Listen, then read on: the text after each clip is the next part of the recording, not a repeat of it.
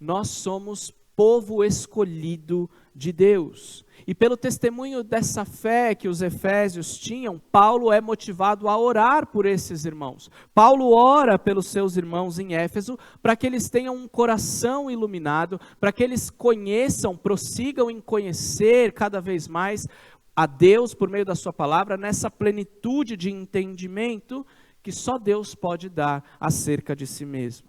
João Calvino, o reformador, ele dizia que para conhecermos a nós mesmos, nós precisamos conhecer a Deus. E quando conhecemos a Deus, nós conhecemos a nós mesmos. Por isso que o texto desta manhã é de extrema importância para nós entendermos a nossa identidade. E eu quero lembrar a você, nesta manhã, que nós somos salvos pela graça. Se você ainda tem dificuldade de entender quem você é, entenda que você é salvo pela graça.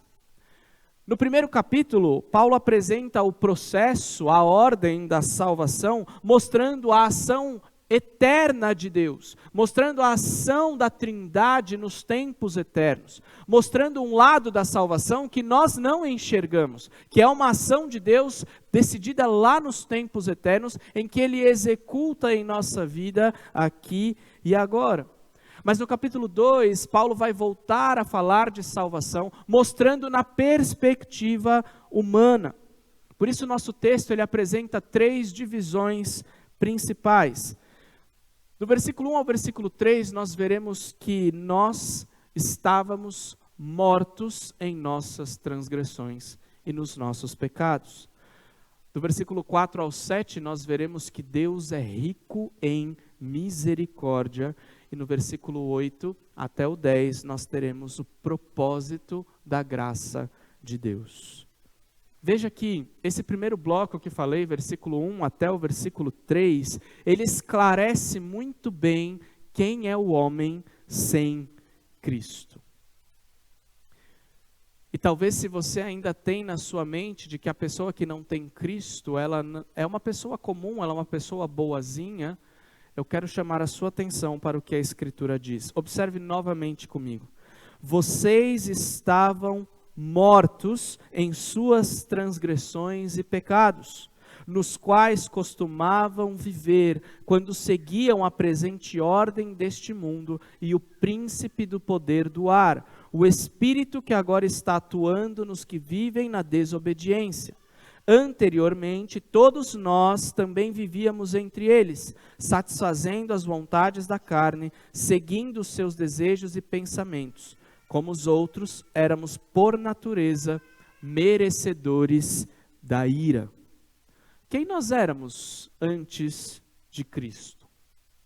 Como era a sua vida antes de vir a Cristo pela fé? Você se lembra? Você lembra como era a sua vida antes de Cristo? Quem era você? Como era você?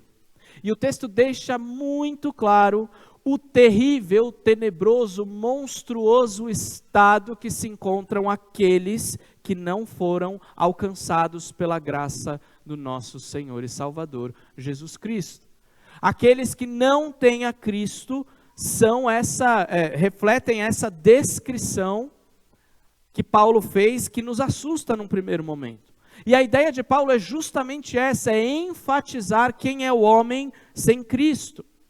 Fazer esse contraste entre as bênçãos espirituais daqueles que estão em Cristo, aqueles que foram eleitos, redimidos e selados, e aqueles que não foram eleitos, redimidos e selados.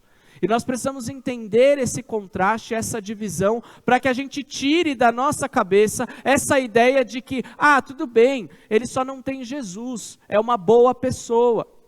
Não, o que a Bíblia diz é que essa pessoa, ela é como um morto. Morto em suas transgressões e em seus pecados. E nós precisamos compreender esses termos, meus irmãos. Nós temos muita dificuldade de lidar com esses termos, mas eu quero que você lembre da narrativa bíblica. Em Gênesis capítulo 1 e 2, Deus cria todas as coisas, faz todas as coisas e tudo fica muito bom. Mas a partir do capítulo 3, o pecado entrou no mundo pela desobediência de Adão. Por um só homem entrou o pecado. O pecado passou a toda a humanidade. E você lembra que Deus deu uma ordem a Adão. Ele advertiu Adão. Ele falou, você pode comer de todas as árvores do jardim, mas da árvore do conhecimento do bem e do mal, dela você não deve comer, porque do dia que você comer, certamente você vai morrer.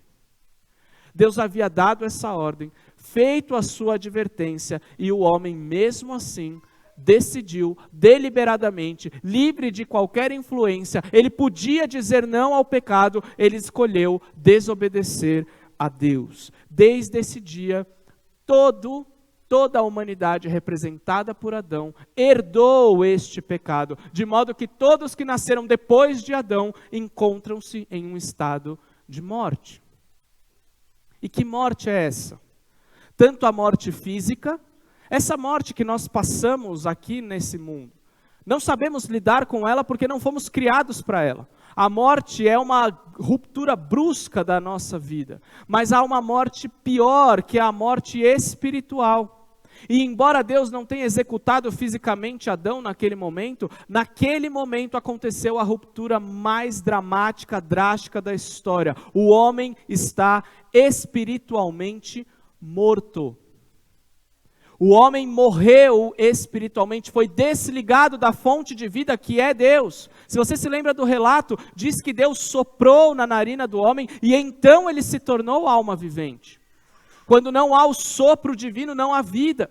Quando estamos desconectados de Deus, que é a fonte da vida, nós estamos mortos.